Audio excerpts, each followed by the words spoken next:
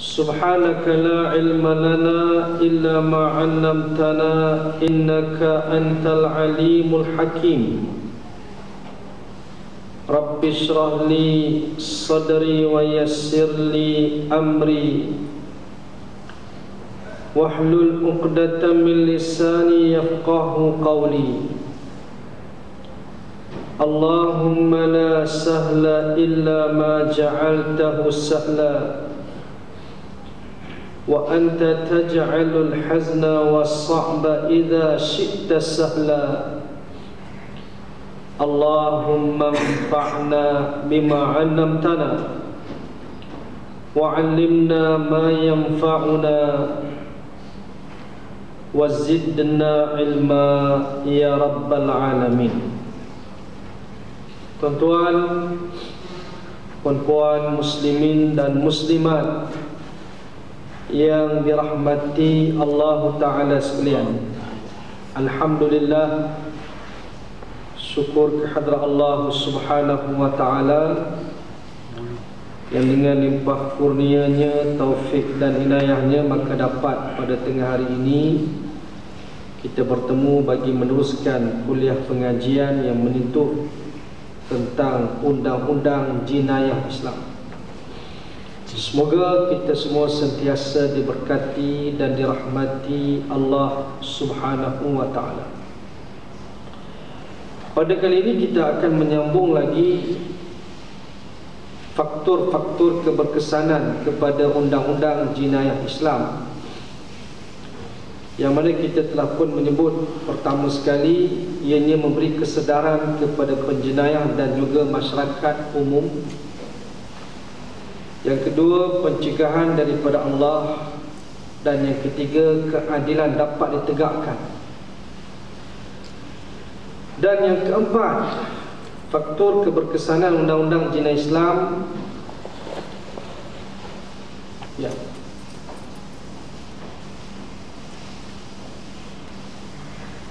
yaitu penerimaan kembali masyarakat terhadap bekas penjenayah.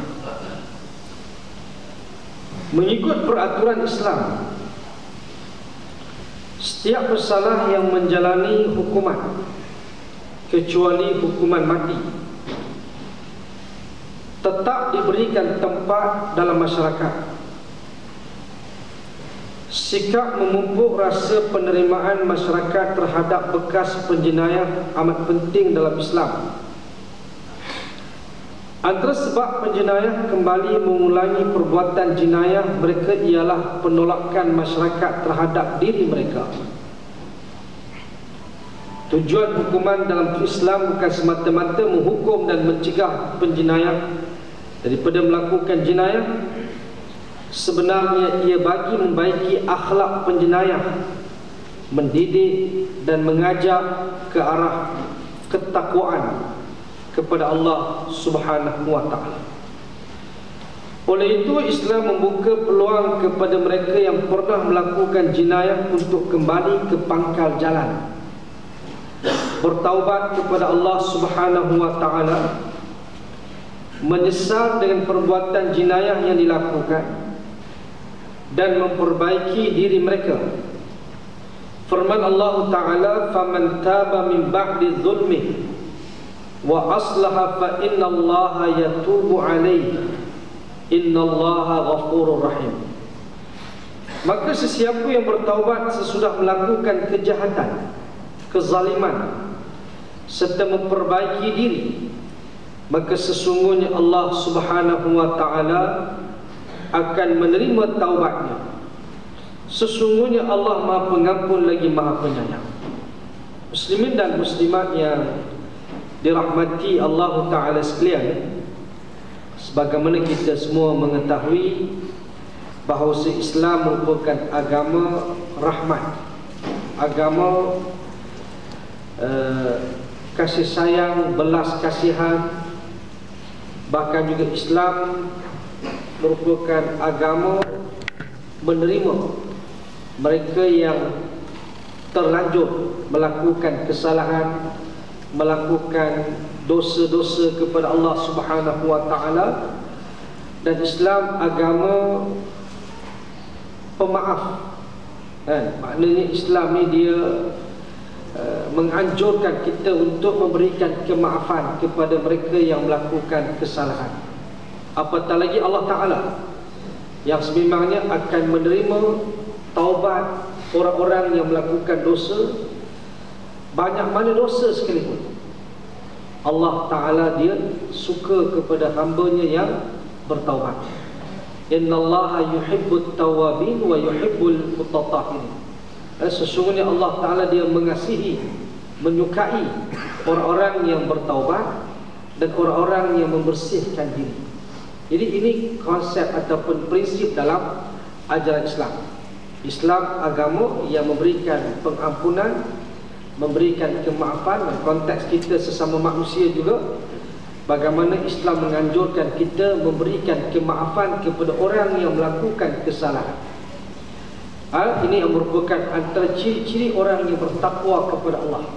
Allah Ta'ala menyifatkan wasari'u ila maghfiratin min rabbikum wa jannatin arduha as-samawati wal ard u'iddat lil muttaqin alladhina yunfiquna fis sarra'i wad dharra wal kadhimina al ghaidh wal 'afina 'anil nas wallahu yuhibbul muhsinin. Dan bersegeralah kamu kepada keampunan daripada Tuhan kamu dan syurga yang luasnya seluas langit dan bumi, yang disediakan bagi orang-orang yang bertakwa. Siapanya orang yang bertakwa itu? Iaitulah orang-orang yang membelanjakan harta dalam keadaan senang dan susah, iaitu infak fisabilillah, sama ada senang ataupun susah. Dan juga orang-orang yang menahan rasa marah, dan juga orang-orang yang memberikan kemaafan kepada orang yang melakukan kesalahan. Dan Allah mengasihi orang-orang yang melakukan kebaikan.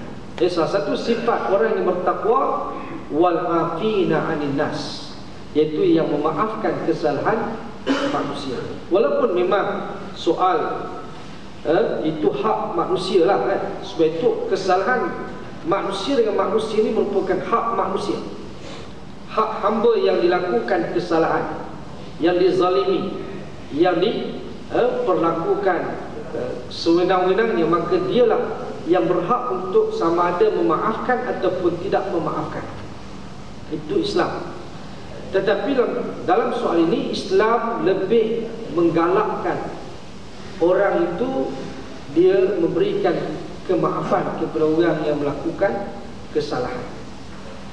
Dengan itu juga antara kelebihan orang yang memberikan kemaafan kepada orang yang bersalah, Allah akan ampunkan dosa dia. Nampak? Dia dapat apa? Dia dapat pengampunan dosa daripada Allah dengan sebab dia memaafkan kesalahan orang yang melakukan kesalahan kepada dia, orang yang melakukan kezaliman kepada dia. Bahkan juga soal ini juga tuan-tuan, itu yang dikatakan sifat orang yang bertakwa. Walaupun boleh, hak dia juga untuk tidak memaafkan seseorang. Hak dia juga hak dia juga untuk memaafkan. Tapi memberikan kemaafan lebih afdal dibandingkan dengan tidak memberikan kemaafan. Itu sifat yang murni, yang bukan ada pada semua orang lah juga lah. Sebab soal dendam ni, kesumat ni memang manusia ni tuan-tuan, dia memang orang kata apa, dia tak boleh, dia simpan, dia nak jumpa di akhirat. Kan? Jumpa di akhirat maknanya itulah. Tapi walau macam mana pun tuan-tuan, soalnya tuan-tuan, masalahnya juga, bila mana kita tidak memberikan kemaafan kepada orang yang melakukan kesalahan kepada kita, menyebabkan kita lambat untuk nak masuk syurga.